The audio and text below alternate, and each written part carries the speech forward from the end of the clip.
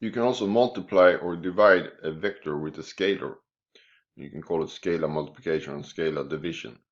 So if you have a number, let's say you have C, and you multiply a vector A.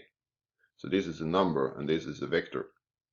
You can also write it like this, CA, suppressing the dot. So this means a vector. If you start with A, so if you multiply A with 3, you get a vector that points in the same direction but have a length 3 times longer than A. If you multiply by minus 2, you get a vector that is twice as long as A but points in the opposite direction. So note that when we have minus A, that means just the same thing as minus 1 times A. Then you can also divide a vector with a number. So if I have A divided by C, then that per definition means 1 divided by C times A. So this division is defined in terms of multiplication. So for example, so here we have A divided by 2. So that's just A half of the length of that, since A divided by 2 is the same as a half times A. Then we know how to multiply and divide a vector with a number geometrically. You can also do it algebraically. So let's say that A, for example, is a vector 2, 3. Then we can multiply with the number 4, for example. Then we can do it just algebraically. We multiply in the vector components. Then the rule is that we should multiply each of these with 4.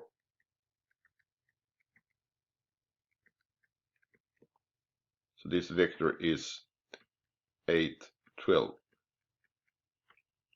Or if you multiply by a negative number.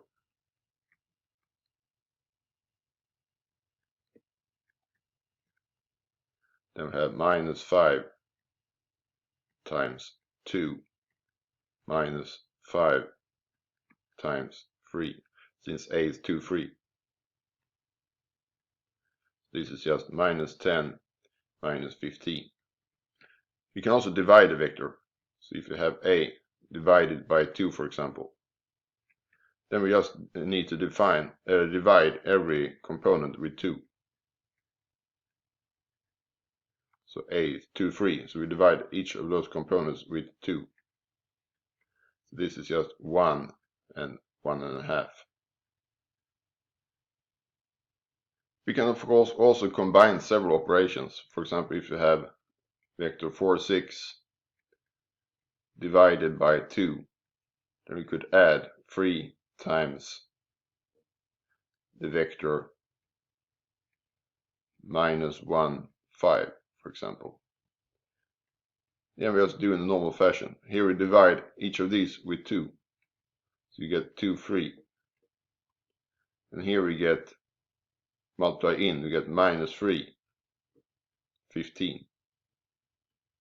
And we just need to add the x components. So 2 plus minus 3, that's minus 1. 3 plus 15 is 18.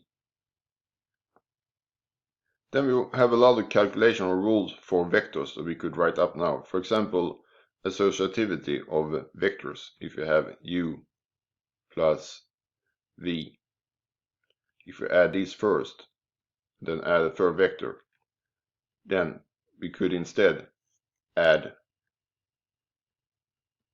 v and w first, and this will give us the same vector. So you see that vector addition is associative. It's also commutative, for example. So if we add these two, it's the same as adding the opposite order. So a lot of these rules look the same for normal numbers and for vectors. For example, if we multiply the sum of two vectors with a number, then just each of them should be multiplied by a, or the number.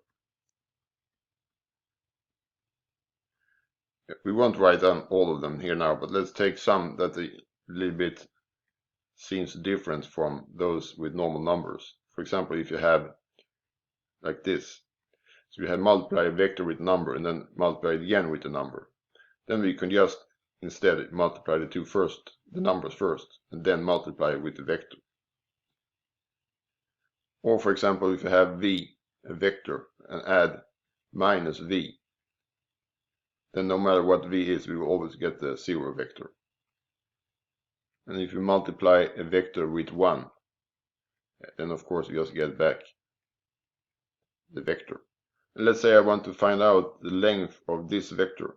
So if I take a vector and multiply with a number, what's the length of this vector? That I just can do like this. So I take the length of the vector and multiply with the absolute value of this, meaning that I remove any signs. So if this would have been minus 3, then just dropping the minus here. So rules like this allows us to calculate with vectors